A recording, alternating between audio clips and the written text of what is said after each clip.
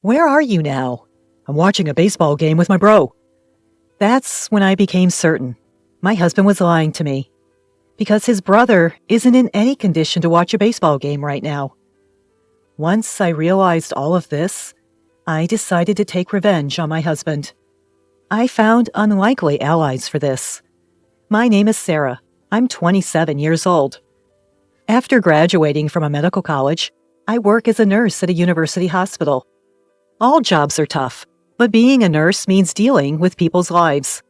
While I don't directly intervene as a doctor would, the everyday support and minor treatments I perform come with a weight of responsibility that's not much different. When I was in elementary school, I had to be hospitalized due to an illness.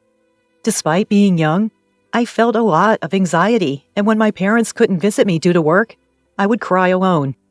But the one who saved my heart during those times was the nurse who was taking care of me back then.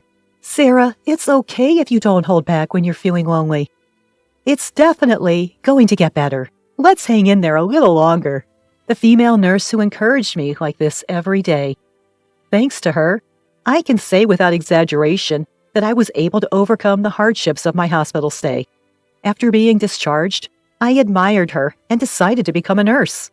I studied hard to achieve my dream, and now it's been 5 years since I've become a nurse. The job is certainly challenging, but every time I see a patient smile, I can genuinely feel that I'm glad to be doing this work. I'm fortunate that I can continue my current job. One of the reasons is it's because of my husband Bob, whom I married a year ago. I first met Bob at a party. Once we started talking, we found out that we had a lot in common, and we hit it off pretty quickly. This led to us dating. After 2 years of dating, he proposed to me. "I love you, Sarah. You put your heart and soul into everything you do. I want to spend the rest of my life with you." "Are you sure you really want to be with me? Why would you even question it?" "I want to be with you because you're Sarah, so I want you to get married with me." "Yeah, I want to be with you too, Bob." So we officially tied the knot a year ago, but there's one thing that's been bothering me. That is, he doesn't get along well with his parents. Ideally, we would have wanted to hold our wedding ceremony when we got our marriage license, but he refused. The reason was simple. He didn't want to have anything to do with his parents. So when we went to pay a visit to his parents to announce our marriage, it was hard to set a date. We somehow managed to pay a visit to my in-laws, but my husband was in a bad mood the entire time, and we only stayed for 30 minutes. We ended up getting married without having much of a conversation with my in-laws. Of course, I'd like my in-laws to attend our wedding ceremony too. So I decided to be honest about how I feel. "Bob, can we talk for a moment?" What's up?" "Well, it's about your parents. We also have the ceremony to think about, so I think we should go see them and have a proper discussion." At my suggestion, my husband let out a deep sigh and responded with an annoyed expression. "Didn't I tell you before that I don't want to talk about my parents? As far as I'm concerned, I don't care if we don't invite anyone to our wedding." "But we should at least invite your parents, Bob." "That's enough. If you insist on having family members there, we can just ask my brother. Isn't that good enough?" "Well, I'd love to have your brother attend, but..." "You're really persistent, Sarah. This is a matter of my family, so please don't meddle too much." With another sigh, my husband left the living room. I was left alone in the room, slumping down on the couch. Staring blankly at the ceiling, I was overwhelmed by a feeling of emptiness. Oh dear, what should I do? It's such a shame that we're distant from my father-in-law and mother-in-law. They're such nice people. I want them to attend the ceremony. What can I do to make him understand? Even after that, whenever I suggested, "Let's go see your parents," my husband flat out refused. At some point, he would get angry just by mentioning his parents. One day, my brother-in-law and his wife were coming to visit us at our apartment. We had dinner together once when we reported our marriage. Although they live in the neighboring city and we can easily meet them, it was the first time they visited us since our marriage. After 10 o'clock, our apartment buzzer rang. When I opened the door, there were my brother-in-law, Jake, and his wife, Emily. "Hello, Jake. It's been a while." To my greeting, Jake showed a bright smile. "Hey, Sarah. Long time no see. I apologize for dropping by unexpectedly. Hope you don't mind." "Oh, not at all. Bob is waiting inside. Please come in." "Awesome, thanks. Well, here I come." Following Jake, Emily takes off her shoes. "Hello," she calls out, but there is no response from her. Did she not hear me? Emily. She didn't talk much last time we met either. I wish we could be better friends. As they enjoy some casual chatter while having the cake, the atmosphere begins to lighten. Since they decided to have lunch, I started preparing the meal. As I was getting things ready, my brother-in-law entered the kitchen. "Sarah, I heard from our folks. You haven't visited home since you got married?" Yes, well, it's Bob, isn't it? He doesn't get along well with Dad, right? Yes, that's right. I want my in-laws to come to our wedding, but Bob is hesitant. Upon hearing my confession, my brother-in-law makes a troubled face. After pondering a bit, he said apologetically, "I'm sorry. Bob's being stubborn. I wish I could do something about it." "I'm sorry to cause you trouble, brother-in-law." No, I'm the one who should apologize for not being able to do anything. I'll try to talk to Bob about it indirectly." "Really? Thank you. That would be a great help." Meanwhile, my husband and sister-in-law are having fun playing mobile games. Despite my worries, they seem to be enjoying themselves. I started to feel frustrated with my husband. Just as my brother-in-law and his wife were about to leave, my husband spoke up in a low voice. "Hey, what's up?" "Did you say something to my brother?" Why do you ask?" When we were leaving, my brother said, "You should think about Sarah and confront our parents. You were chatting with him while making lunch, right? You stirred up something unnecessary, didn't you?" With a look I've never seen before, my husband glared at me. As I was silenced by the awkwardness, he opened his mouth again. "You know, isn't it unfair to talk to my brother about our parents, knowing that I don't want to be involved with them?" "No, I didn't mean—" I'm turned off. I'm not feeling like doing the wedding anymore. What? With a large clicking of his tongue, my husband left the house. He didn't come back until the next day. Since that day, my relationship with Bob has been strained. Our conversations dwindled to the bare minimum, and the once light-hearted atmosphere was gone. Then my husband's absences began to increase gradually, especially on holidays. He was almost never home, and I started to get suspicious. He's been going out too often. Thinking this, I plucked up my courage to confront him. "Hey, you've been going out a lot on your days off recently. Where do you go?" "Does it matter where? Do I need to report everything to you?" "What's with that tone? Do you have a reason you can't tell me?" Half jokingly, I asked him, and his eyebrows shot up. I didn't miss that moment. In a fluster, he said, I've been going to my parents' house." "Parents' house? Bob's?" "Really? I mean, with the wedding coming up, Sarah wanted my parents to join us, remember?" "Well, yeah, but if that's the case, shouldn't I go too?" No, it's fine. My parents would feel uncomfortable with Sarah around. Anyway, that's the situation, so don't worry about it." My husband ended the conversation almost forcefully. It was an attitude that didn't allow me any say in the matter. After that, my husband continued to visit his parents' house on his days off. I expressed my desire to accompany him, but he never agreed. Then, one day, while I was at work in the hospital, a familiar patient was brought in on an emergency basis. What, brother-in-law?" Even when I called out to him, his response was sluggish and his body temperature was high. He was also having mild convulsions. According to the doctor, it's probably heat stroke. I quickly tried to call his wife, but there was no answer, just continued ringing. I'm sure his wife is a homemaker, so why isn't she picking up the phone? Even though my brother-in-law is in such a condition, what should I do? But panicking won't help. I decided to switch gears and call my husband. However, like my brother-in-law's wife, he didn't pick up the phone. My husband should be at his parents' house today, so I decided to try calling his parents' house. Since our marriage, I have not been able to meet or even properly talk with my in-laws. They might not think highly of me, but I can't care about that right now. When I dialed the landline of the in-laws' house, after a few rings, my mother-in-law picked up the phone. This is Sarah. I apologize for not being in touch for so long, mother-in-law." "Oh, Sarah! It's been a long time." Have you been doing well? Yes, thanks to you. I'm sorry, I haven't been able to visit.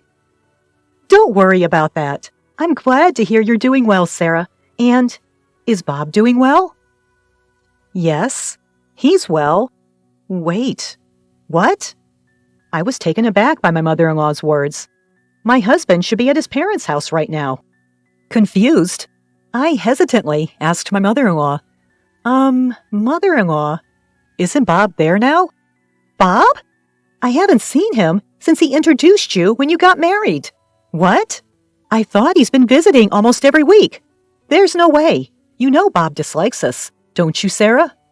My husband hadn't been going to his parents' house. What does this mean? Wasn't he supposed to go back home to smooth things over with his parents in preparation for the wedding? The more I thought about it, the more confused I became. To confirm the facts, I called Bob again. Of course, he didn't pick up at first, but I kept calling persistently, over and over again. After about the 10th call, he finally answered the phone. He spoke in a noticeably irritated tone. What is it? You keep calling. I'm busy. Busy? Even though you haven't even been to your parents' house? Huh? How do you? I just had a chat with my mother-in-law on the phone. Hey, what's the deal? It's not just today.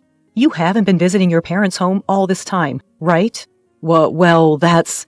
Explain it properly. Where are you right now? As I waited silently for his answer, my husband nonchalantly said, I'm watching baseball with Jake. Baseball? Yeah, you can hear it, can't you? The cheers of watching the game? Jake and I are having a blast right now. At that moment, waves of pent-up anger overtook my restraint. Indeed, behind my husband, lively voices could be heard. Judging from the sounds, it seemed true that they were at a baseball game. But that's not the issue. The main issue was that my husband was lying big time. How should I confront him? Holding back my anger, I pondered. Then, Hey, Bob, how long are you going to be on the phone? Emily, my sister-in-law, whose voice I could recognize through the phone, chimed in. There was no mistaking it, since we just met the other day. Realizing that the call had been disconnected, and only the busy signal was echoing in my ear. Ah, so that's how it is. Everything was a lie. I can't forgive this. At this rate, I'll corner him by any means necessary. I, who realized everything, headed to Jake's place. Fortunately, his condition had already stabilized, and he was sleeping soundly. I'll reappear later. As I was about to leave the room, opening the door, a voice came from behind me. Sarah? Oh, Jake, are you okay? Yeah, I'm fine. It was a heat stroke, huh? I was feeling sluggish, but I was so busy that I didn't have time to hydrate. Please be careful. I was really surprised when you were brought in. Sorry. So, why are you here, Sarah? Well, actually... I informed Jake that my husband might be with Emily at the moment.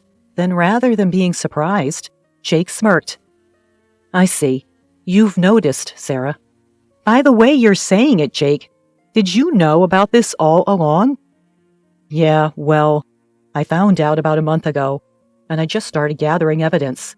But I've got more than enough evidence now, so don't worry. I see. I'm sorry. I didn't know anything. No, it's okay. I was waiting for the right timing to tell you because I thought it would be too harsh on you. Though it turned out this way, I feel like I can finally move on. Jake laughed weakly, but he seemed somewhat lonely. At the same time, I felt an immense dislike for the two who made Jake and me feel this way. I waited for my brother-in-law's recovery, and then we headed to his parents' house together. Upon explaining the sequence of events to my in-laws, they were momentarily at a loss for words after learning the truth. With apologetic looks, they began to apologize. Sarah, we're sorry. Our foolish son, to have an affair? We're sorry, Sarah. We never expected this to happen. Please, don't apologize.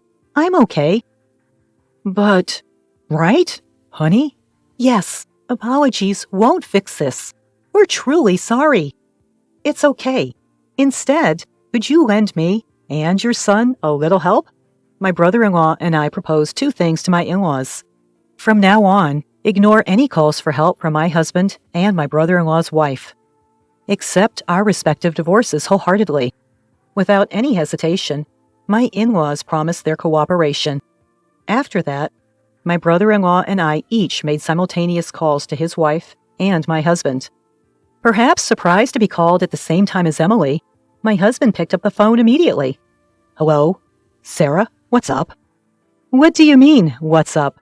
You're with Emily right now, aren't you?" "What are you talking about? Why would I be with my brother's wife? I heard Emily's voice in the background when I called earlier. And your brother knows everything. We've got concrete evidence of the affair." "Eh?" Thinking he could still fool me, my husband kept spouting nonsense, like it's a misunderstanding and he just happened to run into her. I was fed up with his lack of remorse and his constant prioritization of self-preservation, even at this point.